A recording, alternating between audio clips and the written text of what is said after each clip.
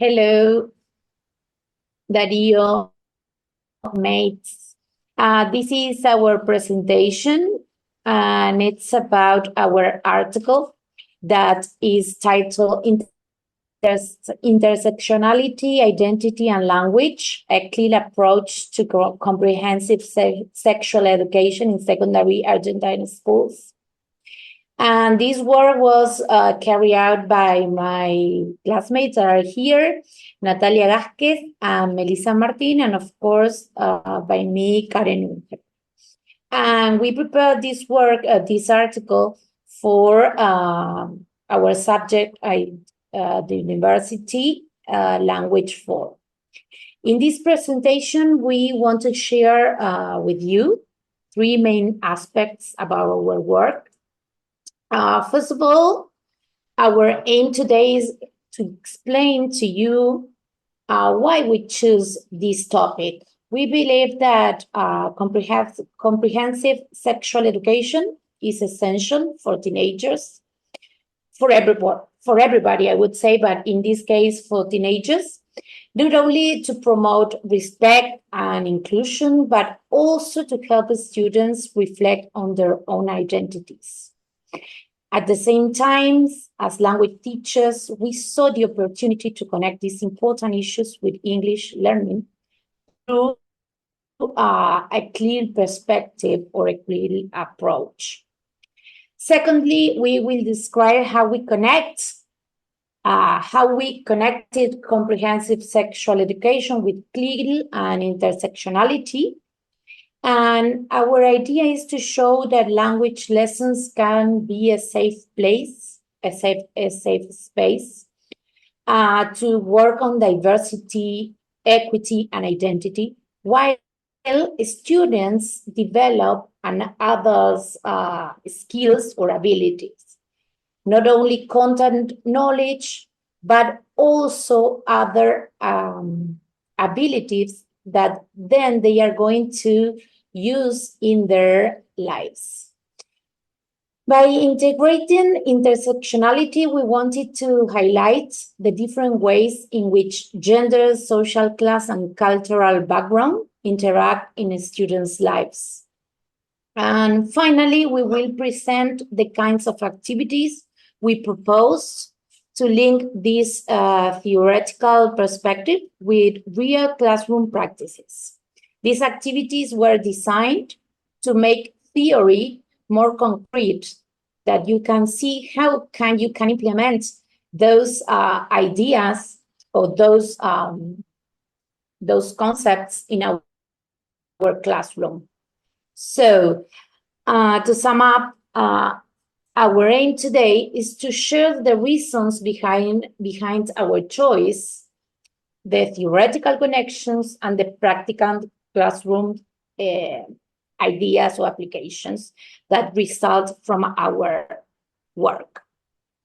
So let's continue with the second one. Very good. So now, in this first part, it says bridging language and identity. And this article explores how teachers of English in Argentina classrooms can serve as a bridge between language and identity. It is crucial to understand our new world in order to keep our students with tools that they will use in their reality in some years that maybe is not going on. So we have to be able to discuss, to accept, to respect different points of view. And this is a challenge, not only for students, but also for teachers, as many aspects are involved in this process of respecting different points of view or accept these points of view, different points of view. And these are, for example, critical thinking, empathy, respect, among others aspects that we have to work with our students, and we have to help them to build to construct these abilities. This is a challenge not only for students, but for us too. It's difficult to be a teacher nowadays. So we have to work on this. And as we know, we are guides in this process. And by creating a safe place in the classroom, we can empower them to discuss, to accept, and to respect themselves and others. By integrating these themes in our classroom, in our English classes, we can make the language more relevant, meaningful, and we can help our students to become better citizens. Okay, so now let's move a little bit to the Argentine context. So why this matters in Argentine schools? Well, we have the national law, the 26,150, that it's in a way a response to teen needs. We know that teenagers today face unique challenges. So in Argentina, we can see that they are exploring their identities in a complex way, that where conversations about gender expressions and diversity are increasingly present, not only in school, in society, but also in schools, of course. So we think that they need a safe space to discuss about gender, about sexuality, and of course, about self-image. Because not just from the social media, but also in a guided educational environment. So we know that this is where the intersection of English and comprehensive sexual education becomes so powerful. No, Argentina has already taken this significant step forward with the national law that I have already mentioned, which established the comprehensive sexual education, or as in Spanish, ESI.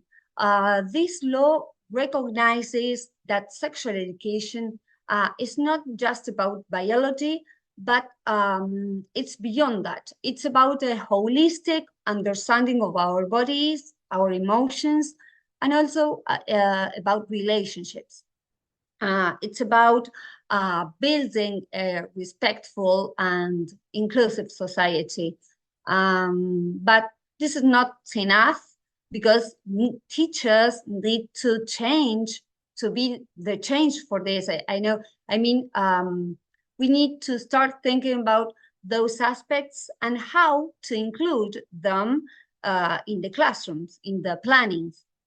The law provides us with the why and what is the CSE, the Comprehensive Sexual Education, which is a key for our students, but CLIL is the means to obtain the how, to introduce these topics and to give our students tools for navigating this complex world.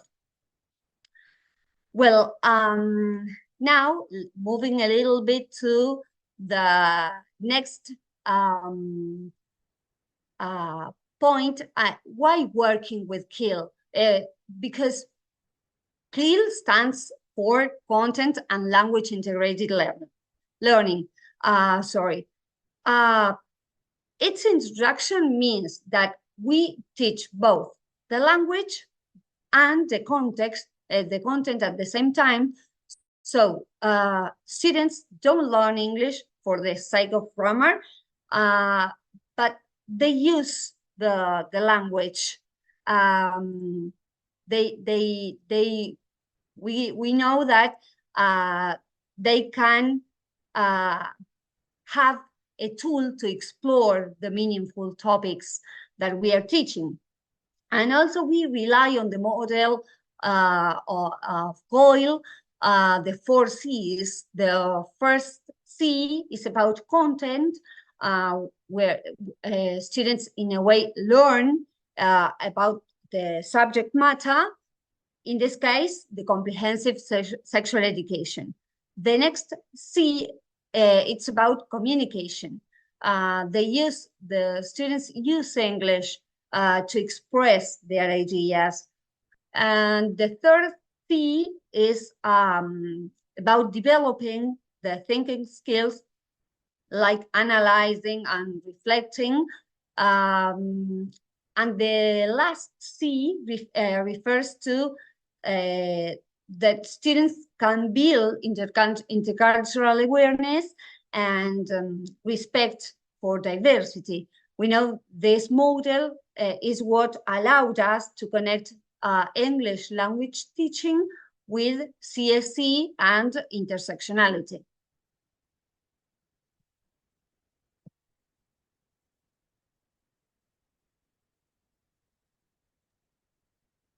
Okay, next we decided to summarize the key concepts that in which we based on our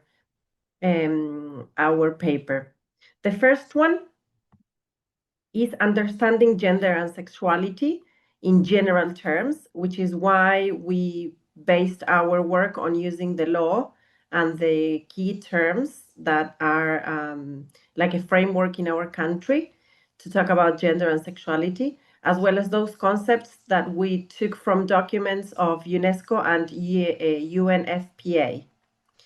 Next, we also used the concept of intersectionality that we had included in the subject, and we decided that this concept was basic in our context because to understand gender and sexuality and identity, teenagers need a lot of categories that need to be connected so as to understand themselves and within a society in the particular case of their own gender expressions.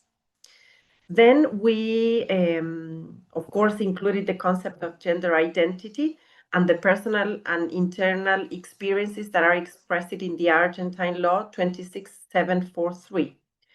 Why did we put internal experience? Because the law says that gender is not a biological feature we come from at birth, but it is something we are internally. That's why we put that as a main concept of gender expression and identity.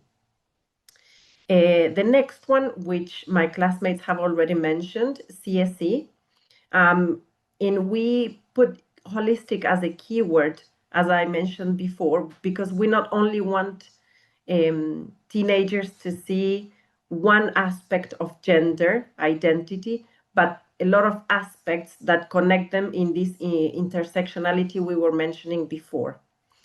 We also think that it's very important that we highlight in this work with the students the right-based education they have on learning and being able to freely talk about their genders, especially in this social context we're living in. And well, last but not least, intersectionality, again, overlapping identity markers, as we were mentioning before, all these categories of gender identity.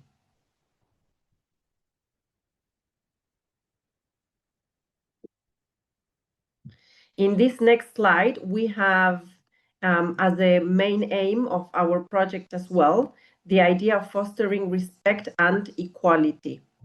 And for this, we mentioned again comprehensive sexual education, a holistic perspective of the body, the emotions, and the relationships. And that the main idea of this, that is, it is represented in our law and the UNESCO documents, is that gender identity, it goes way beyond the idea or the notion of reproduction. It's not related to that, but with the inner idea of who we all think we are within ourselves, right? Not only what we express with our external features. What else? The whole purpose of this is to promote the respect of gender equality and personal integrity.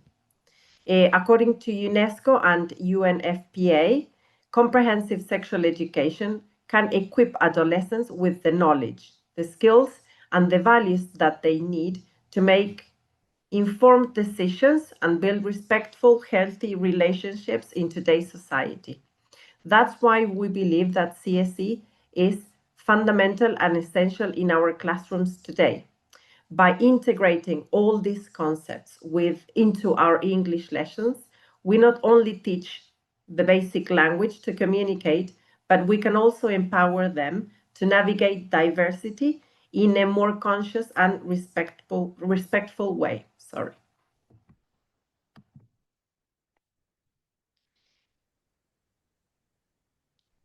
Next, we wanted to include the activities we prepared for this paper, and they were 3, and they are based on multimodality.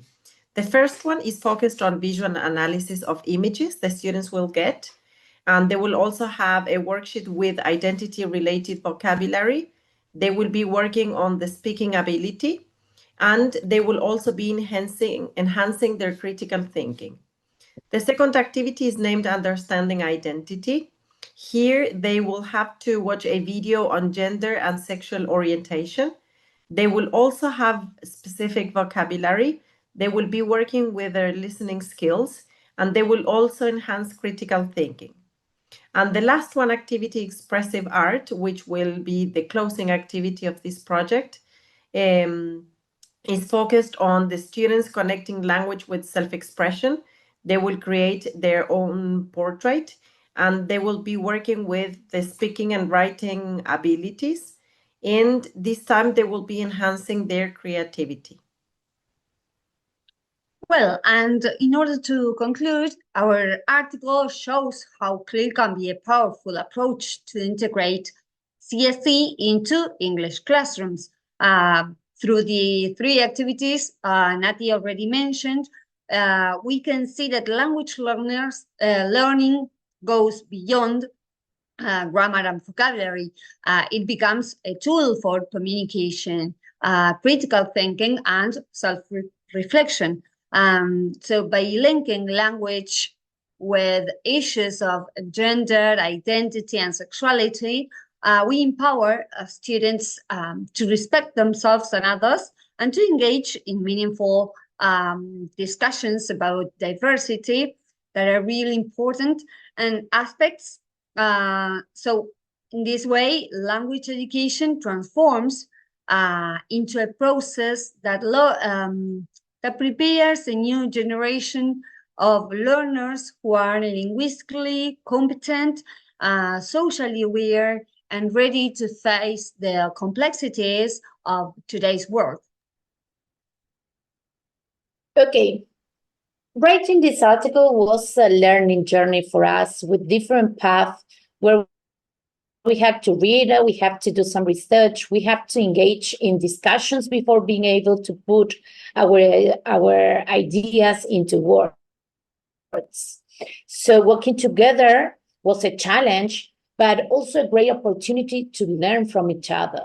As we discussed, sometimes we struggle, but in the end, we manage to build something that combines our ideas and our voices. Each of us made great contributions to our article. Our perspectives and strengths are in our article, and we learn a lot about working as a team. The theoretical work or the material that we work with from the subject was also essential and give us a guide to structure the work step by step in a clear way. Overall, this process not only helped us to develop the article, but also made us grow as future teachers and colleagues.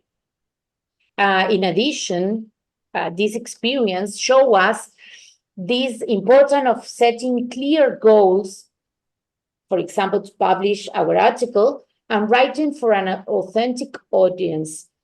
So our work could be both meaningful and applicable beyond the classroom. To round up this presentation, we wanted to share with you this phrase we built together and that is related to the project. Language education is not just about words, it's about identity, empathy, and transformation in connection to others. Thank you for watching. Thank you. Bye.